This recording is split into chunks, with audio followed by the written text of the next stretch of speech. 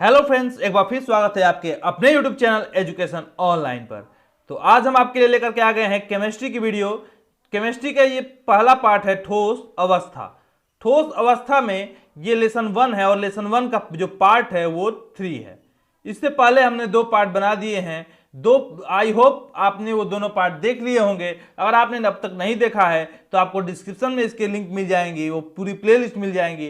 पहला पार्ट से शुरू कीजिए, बिल्कुल बहुत अच्छा लगेगा आपको पढ़ने में। इस पार्ट में हम त्रिविम जालक, जालक बिंदु और परमाणुओं की संख्या कैसे ज्ञात करते हैं ये सब बताएंगे। पीडीएफ जब ये चैप्टर पहला चैप्टर खत्म होगा तो आपको पीडीएफ मिल जाएगा। टेलीग्राम का भी लिंक आपको नीचे मिल जाएगा जिसमें आप ज्वाइन कर सकते हैं, जहां से आसानी से आपको वीडियो की सारी वीडियो की जो पीडीएफ होती है, सारे चैप्टर्स की जो पीडीएफ होती हैं वो डाउनलोड करने में आसानी होगी। अगर आप टेलीग्राम नहीं डाउनलोड करना चाहते हैं तो भी आपके लिए डिस्क्रिप्शन में एक लिंक मिल जाएगी जहां से आप गूगल ड्राइव के थ्रू पीडीएफ को फ्री में डाउनलोड कर सकते हैं। तो आई होप आपको ये सब समझ में आ गया होगा। तो ज्यादा समय आपकी ना लेते हुए चलिए शुरू करते हैं। इससे पहले के पार्ट में हमने पढ़ा था कि निविड संकुलन कितने प्रकार की होती हैं। 1D यानी कि एक बीमा में, 2D यानी कि 2 बीमा में, और 3D यानी कि 3 बीमा यानी कि 3 बीमा में।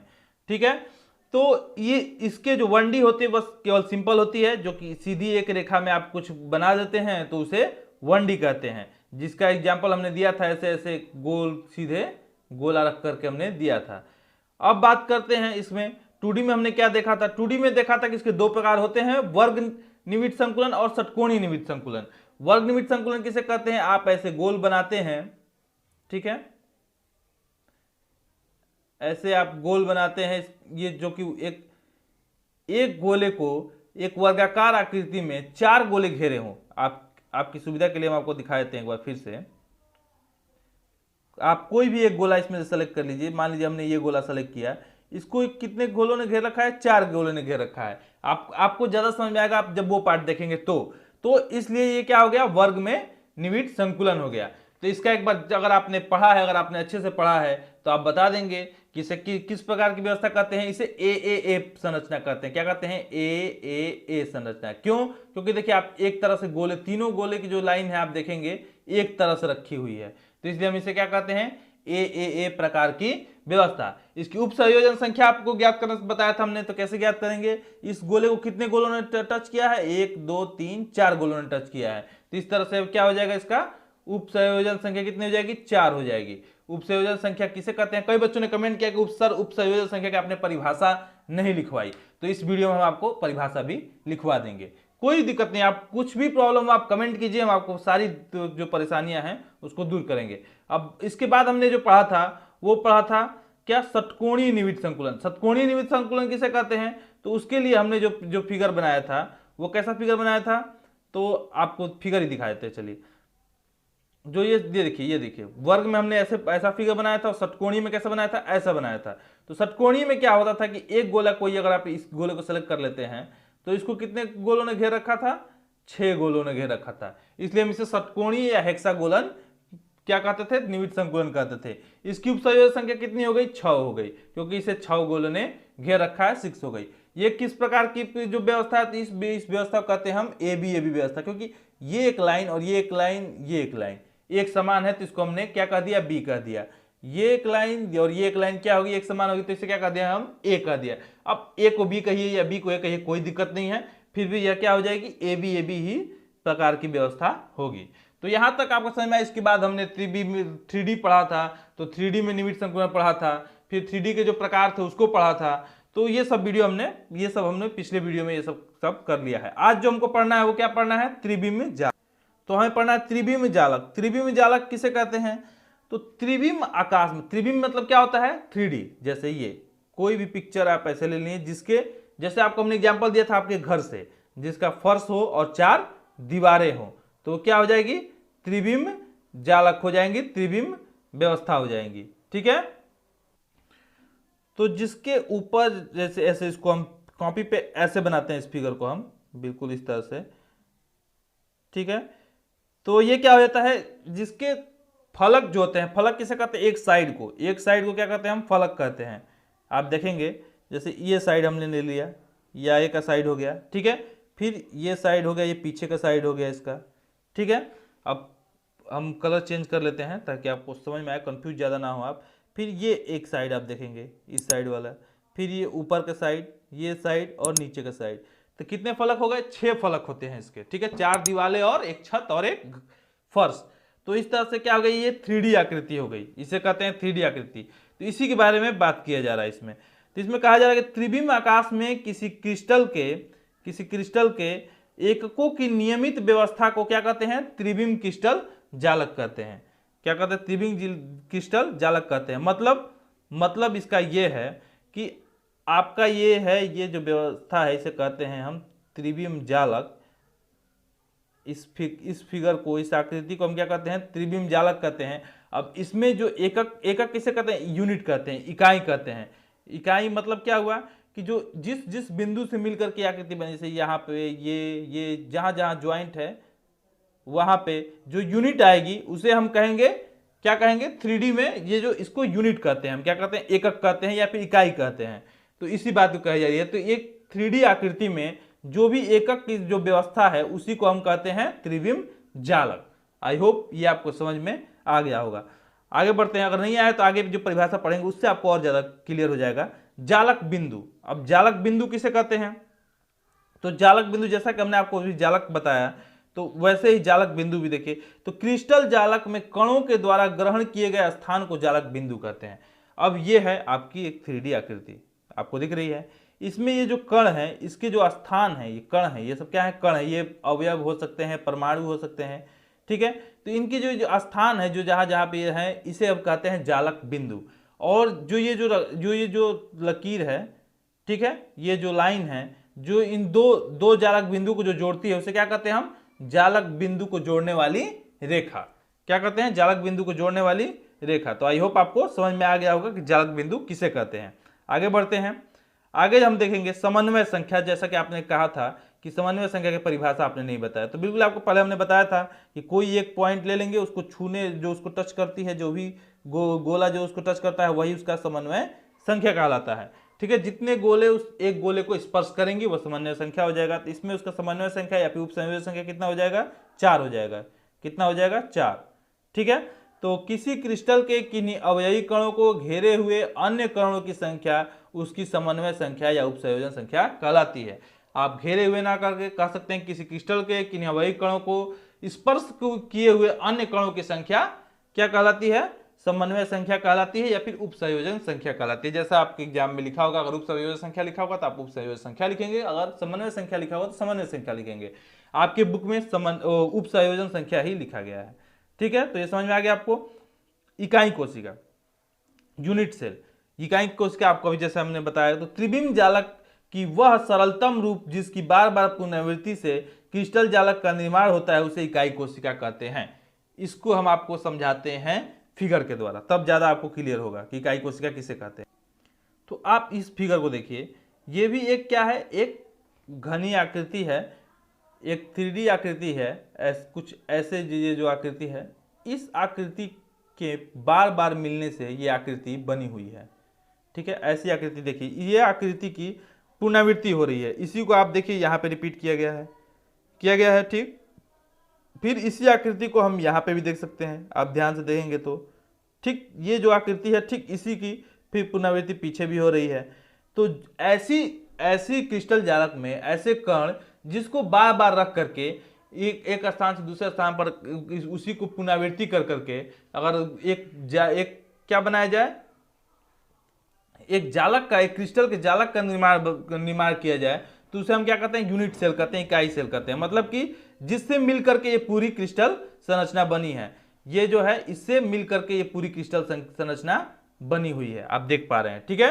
तो आपको समझ में आ गया होगा कि वह छोटी इकाई जिसकी बार बार पुनरावृत्ति करने से वह उस कोशिका का निर्माण हुआ है उसे कहते हैं क्रिस्टल जालक। क्या, सॉरी, इकाई कोशिका। क्या कहते हैं? इकाई कोशिका। ये एक पूरी संरचना क्रिस्टल जालक है। और ये जो है ये बिंदु क्या है? वो जालक बिंदु, जो जालक बिंदु कहते हैं इसे, जो भी ये सब अवयवीकरण है। और ये जो छोटी इकाई जो है उसे क्या कहते हैं? हम यूनिट सेल कहते हैं। आई होप इसमें कोई आपको दिक्कत नहीं होगी। आगे बढ़ते हैं। आद्य एवं केंद्रित एकक कोशिका, ये है आपका अगला टॉपिक। तो इस टॉपिक की बात करें कि आद्य एवं केंद्रित एकक कोशिका क्या होती है। तो पहले आद्य एकक कोशिका की बात करते हैं कि आद्य एकक कोशिका क्या होती है। यहां से अब आपका चैप्टर धीरे धीरे मॉडरेट लेवल से होते हुए आगे की ओर बढ़ रहा है और ये चैप्टर ज़्यादा इंपॉर्टेंट होता जा रहा है टॉपिक्स, ठीक है। तो इसलिए आप ध्यान से समझेंगे इस बातों को, केवल आप सुनते जाइए पहले, ठीक है। तो जब एक अवयवी कण एकक कोशिका के केवल कोनों पर उपस्थित हो तो उसे आद्य एकक कोशिका कहते हैं। बिल्कुल साफ बात कही है इसमें कि जब अवयवी कण किसे कहते हैं, ये जो जालक बिंदु है, ये जो गोले हैं, इसे अवयवी कण कहते हैं। कह क्या रहा है इसमें परिभाषा में कि जब अवयवी कण किसी एकक कोशिका के केवल कोनों पर उपस्थित हो, ये एक एकक कोशिका देख सकते हैं आप, ये अवयवी कण क्या है, सिर्फ कोनों पर स्थित है, कोनों पर है, ठीक है। ये जो जितने भी हैं सब कोनों पे है, कोई भी बीच में या फलक पे नहीं। फलक किसे कहते हैं, जैसे ये एक जो पार्ट हो गया इसे फलक कहेंगे, ये एक पार्ट हो गया इसे फलक कहेंगे। जो एक मतलब आपके कमरे की जो दीवारें हैं वो फलक कहलाती हैं, साफ बात, ऐसे आप एग्जांपल समझिएगा, ठीक है। तो आपके कमरे के सिर्फ कोने पे जब कोई बिंदु स्थित हो तो उसे क्या कहेंगे, हम उसे कहेंगे आद्य एकक कोशिका। कोई डाउट नहीं? डाउट। अब इसमें परमाणुओं की संख्या कितनी होगी ये कैसे ज्ञात करते हैं, तो इसके लिए कितने कितने अवयवी कण है पहले आप इसको काउंट करेंगे। तो ये देखिए, अब आपको काउंट कराते हैं, थोड़ा बड़ा कर लेते हैं फिगर।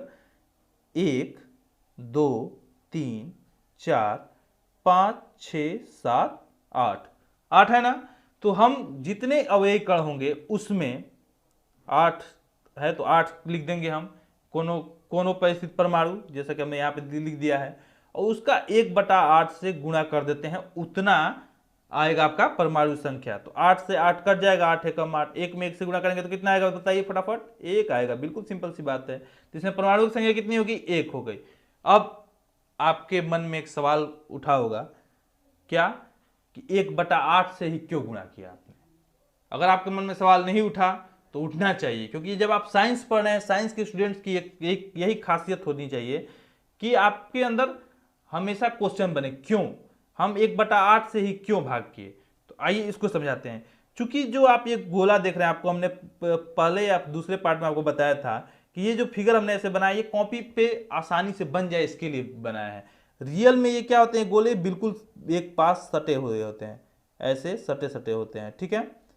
तो ये बिल्कुल ऐसे सटे हुए गोले होंगे एक पास।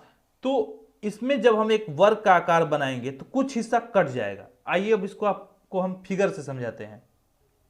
आपकी स्क्रीन पे 3 फिगर दिख रहे हैं। आप अगर लैपटॉप में देख रहे हैं तो लैपटॉप स्क्रीन में, कंप्यूटर देख रहे हैं तो कंप्यूटर स्क्रीन में, या फिर आपके मोबाइल की स्क्रीन पे ये 3 फिगर दिख रही हैं। ये 3 फिगर ऐसे हम कॉपी पे बनाते हैं, ऐसे हम कॉपी पे बनाते हैं। ये गोले को देख सकते हैं आप, सभी जो गोले हैं वो क्या है, कोनों पे सिर्फ स्थित हैं, कोनों पे स्थित हैं, ठीक है। तो इसका मतलब क्या हो गया, ये आद्य एकक कोशिका हो गई। क्या हो गई, आद्य एकक कोशिका, यानी कि सभी जो कोशिका हैं वो कोनों पर हैं, ठीक है। लेकिन इसका रियल, ये तो कॉपी पे बनाने के लिए ऐसा फिगर बनाते हैं, रियल क्या होगा, रियल ऐसे होता है ये गोलों में, ठीक है। चूंकि 3D है तो हमें पीछे की पोर्शन ये जो नहीं ठीक से दिखाई नहीं देगी। तो ये ऐसे 8 गोले बने होते हैं।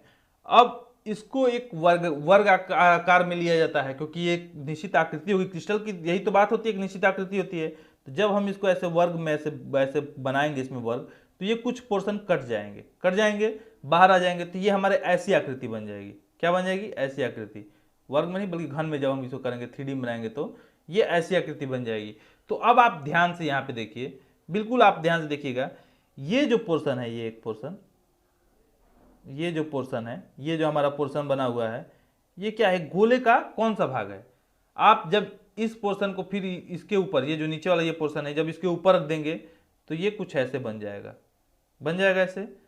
फिर इसके ये जो साइड वाले पोर्शन है इसको रखेंगे, फिर इस साइड वाले रखेंगे, इस साइड वाले रखेंगे और यहाँ पे रखेंगे।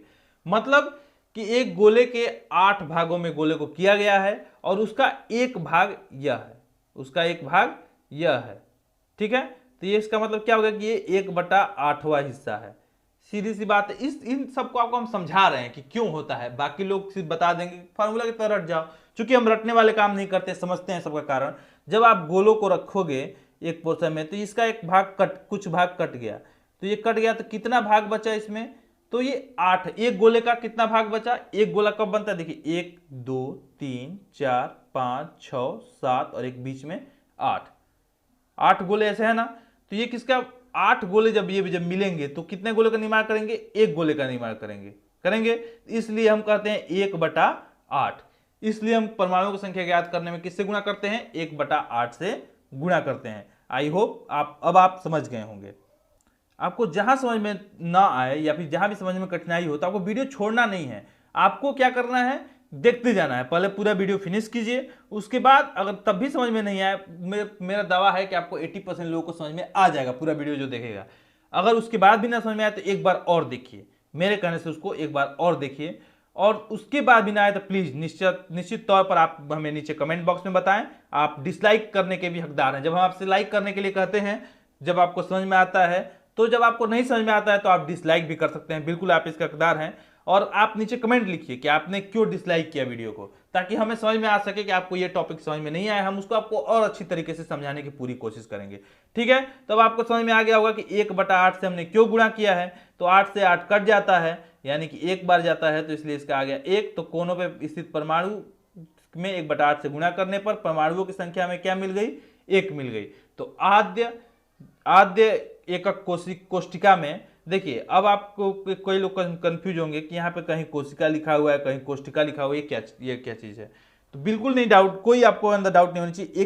एकक कहीं लिखा हुआ, कहीं इकाई भी लिखा हुआ, कहीं इकाई कोशिका भी या इकाई कोष्टिका भी लिखा हुआ।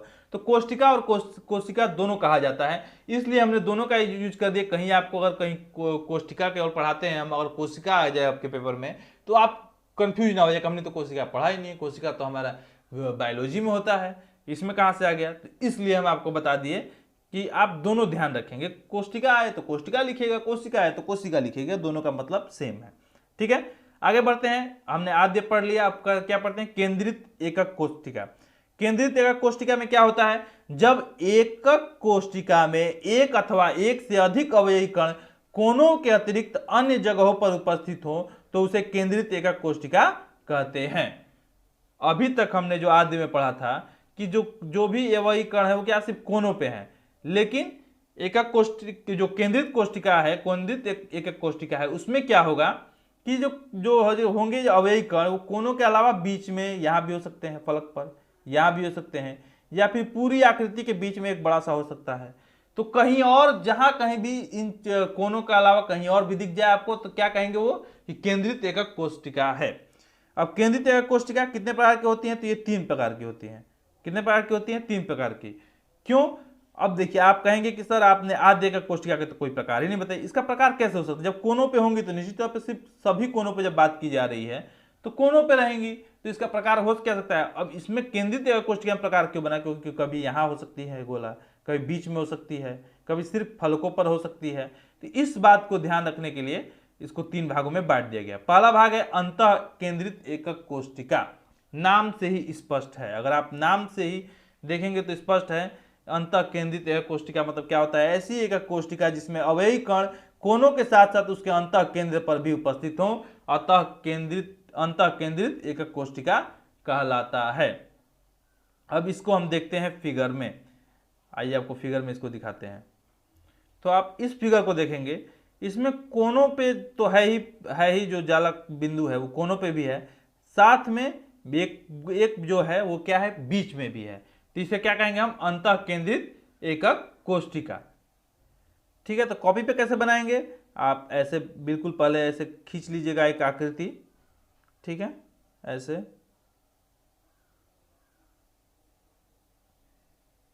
आई होप आपको ऐसे घन तो बनाना आता ही होगा, नहीं तो आप देख लीजिए कैसे बन रहा है। ठीक है, और उस पर क्या कर देंगे आप, पहले तो कोनों पे बैठा देंगे, पहले कोनों पे अवयवी कण ऐसे गोल गोल बैठा देंगे। आप थोड़ा कॉपी पे आपको अच्छे से बनेगा, यहाँ पे अच्छा नहीं बन पा रहा है, आप इसको कोनों पर बैठा देंगे। फिर उसके बाद एक गोला जो होगा उसको बीच में बैठा दीजिएगा आप। ठीक है, एक अवयवी कण होगा वो बीच में ऐसे बैठ जाएगा। तो ये हो गया आपका अंतः केंद्रित एकक कोष्टिका। इसका फिगर भी हम आपको दिखा देते हैं, ये है आपका अंतः केंद्रित एकक कोष्टिका, आपको ऐसे कॉपी पे बना लेना है। अब इसमें जो होगा परमाणुओं की संख्या कितनी होगी ये भी देख लेते हैं। तो पहले बताइए आपको कोनों पे कितनी एकक कोनों पे कितनी है जो जालक बिंदु है, वो 8 है। 1 2 3 4 ऊपर, और 1 2 3 3, और एक यहाँ पे छूट गया, यहाँ बना लीजिएगा 4। तो ये कितने हो गए, 8 8 हो गए आपके कोनों पर। तो ये लिख दिया हमने यहाँ पे 8 कोनों पे। आपको पता है जब ऐसे 8 कोनों पे होते हैं तो हम किससे गुणा करते हैं, 1/8 से गुणा करते हैं। इसमें कोई डाउट नहीं, डाउट होना चाहिए क्यों 1/8 से करते हैं, आपको बता चुके हैं हमने। तो 1/8 से गुणा कर देंगे तो ये कितना हो जाएगा, 1 हो जाएगा। तो हम लिख देंगे 1, ठीक है। बीच में प्लस है तो प्लस भी लिखेंगे हम। क्या आपको शायद हरे रंग से समझ में ना आ रहा हो, ब्लू ले लेते हैं हम, ठीक है। 8 में 1/8 से गुणा करेंगे तो 1 आ गया, बीच में प्लस है तो हम प्लस कर देते हैं।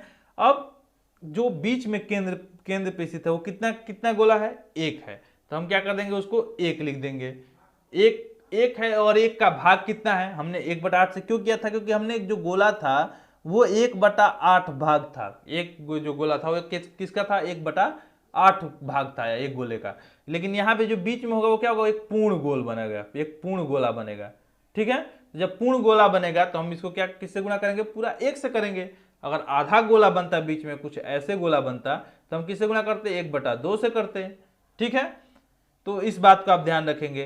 तो 1 प्लस 1 गुणे 1 में 1 से गुणा करेंगे तभी आपका 1 ही आएगा। तो ये हो जाएगा 1 + 1 = 2।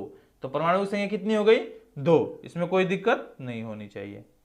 आइए बात करते हैं अब दूसरी प्रकार की।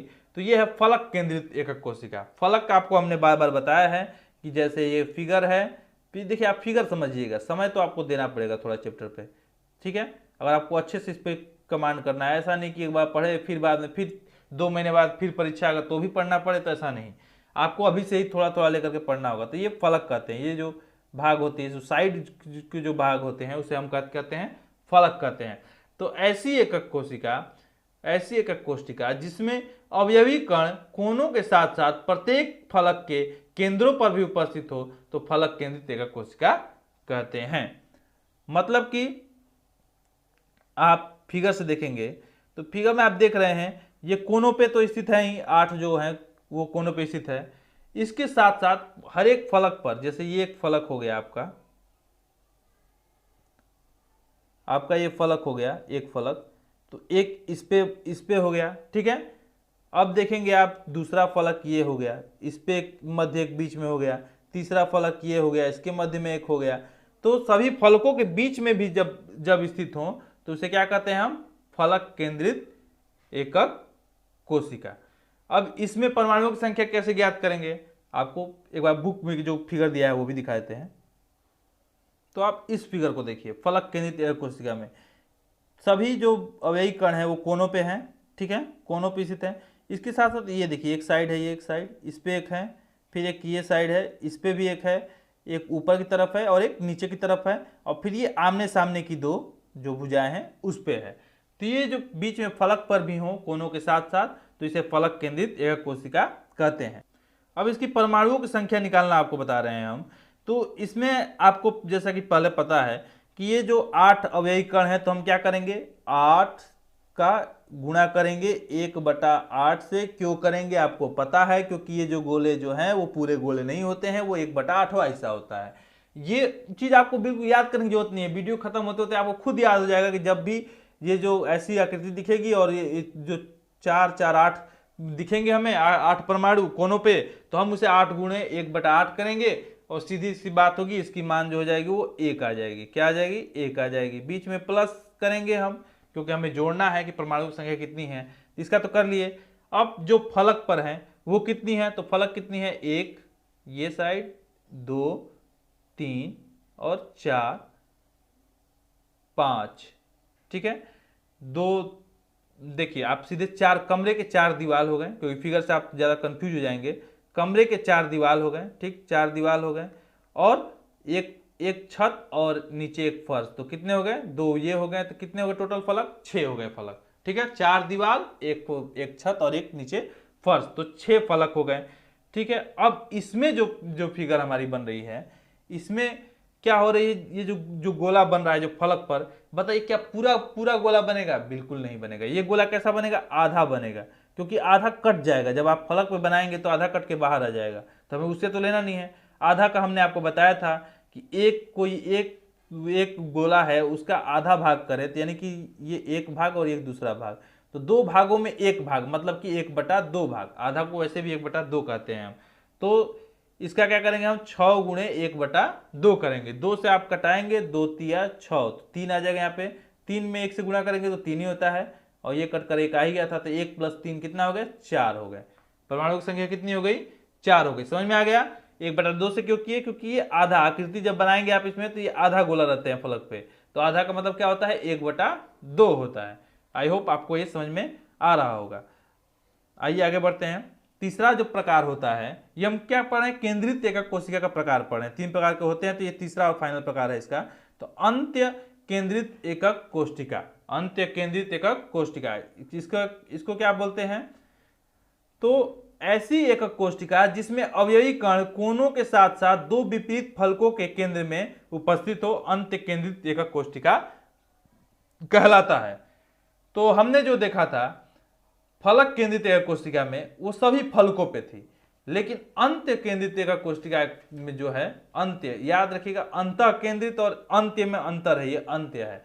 तो अंत्य में जो होता है वो सिर्फ 2 ही फलक पे होंगी, वो भी आमने सामने के फलक पे, सिर्फ 2 फलक पे होंगी वो, और कैसी फलक पे, आमने सामने के फलक पे। ये देखिए आप इस फिगर में आप देख पा रहे होंगे, ये 4 कोनों, ये सभी 8 कोनों पे तो होंगी ही होंगी, इसमें तो कोई डाउट नहीं है। फलक जो है सिर्फ या तो एक ये छत पर और ये फर्श पे होंगी, ठीक है, या फिर दीवार पे होंगी तो इस दीवार पे और इस दीवार पे हो जाएंगी, एक साथ सभी पे नहीं होंगी, सिर्फ 2 ही पे होंगी। तो एक ऊपर ले लेते हैं, एक नीचे लेते हैं, आपको ज्यादा आसानी से समझ में आने के लिए। तो हम इसका कैसे निकालेंगे, आपको याद हो गया होगा कि जब सभी कोनों पे होती हैं तो कितने हैं, 8 हैं, तो 8 लिख देंगे और इसका 1/8 से कर देंगे गुणा, क्योंकि 8वां भाग है, तो 8 से 8 कट जाएगा, आ जाएगा इसका 1, परमाणु की संख्या 1। अब जो बची क्या, तो हमारे पास जो एक्स्ट्रा अवयवी कण बचे, कोई भी अवयवी कण हमें छोड़ना नहीं है, या फिर कोई भी जालक बिंदु नहीं छोड़ना है हमें, तो ये एक ऊपर और एक नीचे, 2 हो गया। तो 2 हो गया, तो ये भी आप बताइए जो फलक पर होता है वो कितना भाग होता है, 1/2 भाग होता है, हमने अभी पढ़ा था। तो 2 का 1/2 हम कर देंगे, क्या कर देंगे, 2 का 1/2, तो 1/2 मतलब क्या होता है, आधा, तो 2 का आधा कितना हो जाएगा, फिर 2 से 2 कटा दीजिए, 1 आ जाएगा, 1 में 1 जोड़ देंगे, 2 आ जाएगा, 1 यहाँ से है, 1 यहाँ से है। तो आपको समझ में आ गया होगा कि इसमें परमाणु की संख्या कितनी हो गई, 2 हो गई। आई होप आपको इसमें कोई डाउट नहीं बचा होगा। तो ऐसे ही आप बने रहिए हमारे साथ, जो भी कोई भी डाउट हो उसे आप कमेंट में जरूर बताएं। मैं आशा करता हूं आप लोग अपने नोट्स को अच्छी तरह से तैयार कर रहे होंगे, इंग्लिश भी बहुत अच्छे से पढ़ रहे होंगे, जल्दी आपके लिए हिंदी की भी वीडियो आएंगी। तो हमने आपको बता रखा है कि हर ऑड डे पर यानी कि हर विषम डे पर केमिस्ट्री की वीडियो आती है, और हर सम दिवस पर यानी कि हर इवेंट डे पर क्या आती है, इंग्लिश की वीडियो आती है। तो ये एक ऑड इवन का जो फार्मूला है उसको हमने अपनाया है इस पे, आप ताकि आप एक दिन आपको समय मिले रिवीजन करने के लिए। तो अभी बहुत समय है परीक्षा में, तब तक आप लोग आराम से पढ़ते रहिए। Till then take care, bye bye, thank you. Subscribe Education Online and don't forget to press the bell icon for more update. Thank you.